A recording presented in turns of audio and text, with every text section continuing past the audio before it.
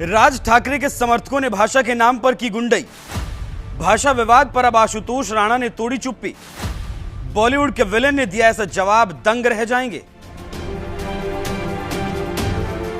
कोस कोस पर बदले पानी, 3 कोस पर बदले वाणी। यह कहावत तो कभी ना कभी आपने जरूर सुनी होगी, जो बताता है भारत जैसे विशाल देश में कैसे थोड़ी थोड़ी दूर पर ही जीवन शैली, खान पान और बोलचाल की भाषा भी बदल जाती है और लोग एक दूसरे की भाषाओं का सम्मान भी करते हैं। लेकिन महाराष्ट्र का ठाकरे परिवार लगता है भाषा का सम्मान करना भूल गया।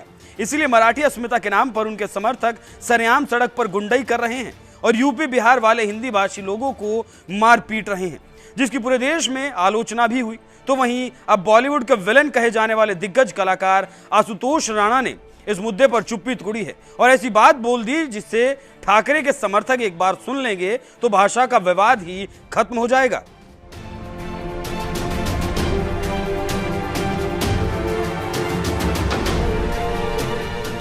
दरअसल महाराष्ट्र की राजधानी मुंबई में भाषा विवाद कोई नई बात नहीं है। बाल ठाकरे के समय से ही मराठी भाषा के नाम पर यूपी बिहार के लोगों पर अत्याचार होता रहा है और अब एक बार फिर मराठी भाषा के नाम पर ठाकरे के समर्थकों ने महाराष्ट्र में बवाल काटा। कहीं दुकान वालों को पीटा जा रहा है तो कहीं रिक्शा चालकों को पीटा जा रहा है। बैंक में घुसकर तोड़फोड़ की जा रही है। मराठी भाषा के नाम पर शरेआम हो रही इस गुंडई को लेकर जब बॉलीवुड के दिग्गज कलाकार आशुतोष राणा से सवाल किया गया तो उन्होंने बड़े ही शानदार तरीके से भाषा विवाद पर जवाब देते हुए कहा, भाषा संवाद का विषय होती है, विवाद का विषय नहीं, और भारत संवाद में विश्वास रखता है, विवाद में विश्वास नहीं रखता।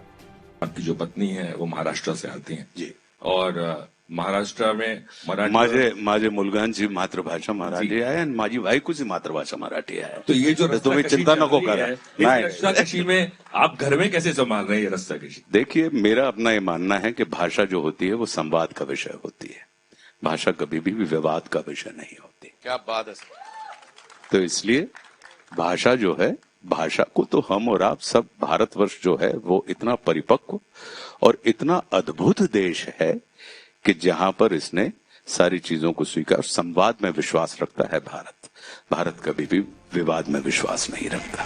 आशुतोष राणा का जन्म भले ही मध्य प्रदेश में हुआ हो, लेकिन मुंबई उनकी कर्म भूमि रही है और आज भी मुंबई में रहते हैं और हिंदी के साथ साथ जरूरत पड़ने पर मराठी भी बोलते हैं। लेकिन हाँ, किसी के दबाव में आकर नहीं बोलते। जहां हिंदी में संवाद की जरूरत होती है वहां हिंदी में बात करते हैं और जहां मराठी में संवाद की जरूरत होती है वहां मराठी में भी बात करते हैं, क्योंकि ये बात वो अच्छी तरह से जानते हैं कि भाषा संवाद के लिए होती है, विवाद के लिए नहीं।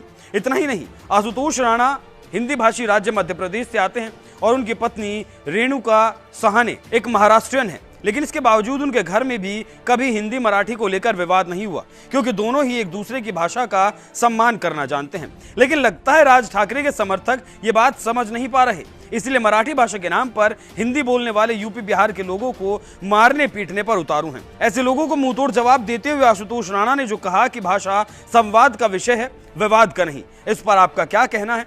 अपनी राय हमें कमेंट कर जरूर बताएं। साथ ही महाराष्ट्र के मंत्री नीतीश राणे ने भाषा विवाद पर और क्या कुछ कहा, आइए वो भी आपको सुनाते हैं। मारा ही गया है ना, एक हिंदू को मारा गया है ना, एक हिंदू को मारा गया है, तो मुझे बोलना है कि इतनी हिम्मत जाके नल बाजार और मोहम्मद अली रोड में दिखाओ ना। वो जो दाढ़ी वाले और गोल टोपी वाले क्या मराठी में बात करते क्या? शुद्ध मराठी में बात करते क्या? उधर जाने की, उनको कान के नीचे बजाने की हिम्मत नहीं है। जावेद अख्तर क्या मराठी में बात करता है क्या? आमिर खान क्या मराठी में गाता है क्या? उधर उसके मुंह से मराठी निकालने की हिम्मत नहीं है। ये गरीब हिंदू को क्यों मारने की हिम्मत कर रहे हो? ये सरकार हिंदू ने बिठाई है, हिंदुत्व विचार की सरकार है, इसलिए इस तरह की कोई भी अगर कोई हिम्मत करेगा तो हमारी सरकार भी तीसरी आंख खोलेगी, इतना मैं कहना चाहता हूँ। हिंदू राष्ट्रामध्ये हिंदूंना फूट पडण्यासारखी आहे। आमच्या देशाला इस्लाम राष्ट्र बनवण्याचे हे षडयंत्र आहेत। अहो, आमच्या हिंदूंची जनसंख्या मुंबईमध्ये कमी करण्याचे प्रयत्न होत आहेत, लव्ह जिहाद, लँड जिहाद आणि ह्या सगळे नाटकं करून हिंदूंचं पलायन कसं होईल, हे सगळे प्रयत्न, त्याच्यामध्ये हिंदूंनाच मारण्याचे कार्यक्रम होत आहेत। मालवणीमध्ये जावा ना, ते काय सगळे एकदम शुद्ध मराठी बोलतात की काय? तिथे का नाही जाऊन मारत एक पण? हे जे कोण छाती ताणून बोलतायत इस तरीके कोई दादागिरी हिंदू के ऊपर कोई करेगा तो हमारी सरकार कार्रवाई करेगी। रोड में कांग्रेस अब मराठी पाठशाला चला रही है जहां पर मुस्लिमों को मराठी सिखाने की उनकी ये पहल शुरू की गई है। देखिए ऐसा है कि ये सारी चीजें हम लोग बोलने के बाद करने की क्या जरूरत है, पहले से करो ना। मैंने जैसे बोला आजान को मराठी में निकाल बोलने को बोलो उनको 5 वक्त का आजान। ये 1-2 जनों को बोलने का, वो नौटंकी करने का, ये तो हम लोग अभी हमारे त्र्यंबकेश्वर मंदिर के पास जय श्री राम नाम के दुकान होते हैं फूल वालों के, अंदर अब्दुल बैठा रहता है। तो कुछ नया चीज नहीं है ये, हम लोग को हम सब ये जो कि नौटंकी है ना, हम अच्छी तरह से पहचानते हैं। आज मेरठ में कांग्रेस मुस्लिमों को मराठी सिखा रही है, पाठशाला शुरू किया उन्होंने। हाँ फिर पाठशाला काई को जरूरत है, मदरसा में मराठी चालू करो ना, सबसे आसान है। अलग पाठशाला करने की जरूरत ही नहीं है। महाराष्ट्र में बहुत मदरसा है, वहाँ उर्दू के बजाय आप मराठी शुरू करो ना उधर, आपका मेहनत कम हो जाएगा। काई को है आपके से मीडिया में आने के लिए नौटंकी करने की जरूरत है। आपके मुल्ले मौलवी को बोलो अच्छी तरह से मदरसा में सिखाओ, उधर हम लोग को भी समझ जाएगा ना कि मदरसा सच्ची में पढ़ाई के लिए, वरना पुकड़ में गन बिन तो मिलते हैं उधर सब। सर महाराष्ट्र सरकार लोक राज्य नाम का एक मैगजीन चलाती है 1975 से, लेकिन वो मैगजीन उर्दू में आता था। उद्धव ठाकरे जब मुख्यमंत्री थे कोविड काल में वो बंद हो गया था। रईस शेख अब मांग कर रहे हैं कि फिर से उसे उर्दू में शुरू किया जाए। अभी वो मैगजीन के बारे में मेरे को मालूम नहीं, और उर्दू पढ़ने वाले लोग बहुत हमारे पास बहुत कम है, बहुत गिनो चुने ही है।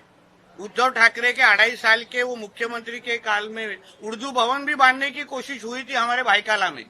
तो इस तरीके के जिसको ज्यादा उर्दू उधर पढ़ने वाले ही कम है, तो ऐसा मैगजीन इस तरीके से निकाल के सरकार ने अपना पैसा खराब नहीं करना चाहिए। अगर आप ये खबर फेसबुक पर देख रहे हैं तो वीडियो को लाइक करके पेज को फॉलो करें। इसके अलावा अगर आप इस खबर से यूट्यूब के जरिए जुड़े हैं तो चैनल को सब्सक्राइब करके बेल आइकन दबाना बिल्कुल ना भूलें। नमस्कार।